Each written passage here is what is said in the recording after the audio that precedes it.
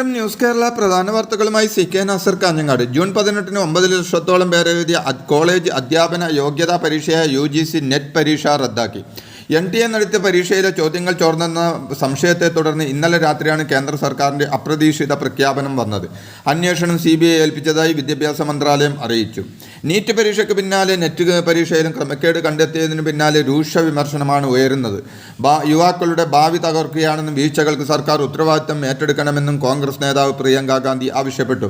അതേസമയം നീറ്റ് പരീക്ഷാ ക്രമക്കേടിൽ രാജ്യവ്യാപകമായി പ്രതിഷേധം ഘടിപ്പിക്കാൻ ഒരുങ്ങി കോൺഗ്രസ് NSUവിൻ്റെ നേതൃത്വത്തിൽ പ്രതിഷേധം നടത്തും. സ്പീക്കർ സ്ഥാനാർത്ഥിയെ തീരുമാനിക്കുന്നതിൽ വെള്ളിയാഴ്ചക്കകം അഭിപ്രായം അറിയിക്കണമെന്ന് സഖ്യകക്ഷികളോട് ആവശ്യപ്പെട്ട് BJP MP തന്നെ സ്പീക്കർ സ്ഥാനം വഹിക്കണമെന്നാണ് പാർട്ടിയുടെ ആഗ്രഹം. എന്നാൽ NDA മുഖമായിരിക്കണം സ്പീക്കർ പദവിയിൽ വേണ്ടതെന്ന നിലപാടാണ് TDP. ഘടകകക്ഷികൾക്ക് സ്പീക്കർ പദവി നൽകാൻ BJP തയ്യാറാകുന്നില്ലെങ്കിൽ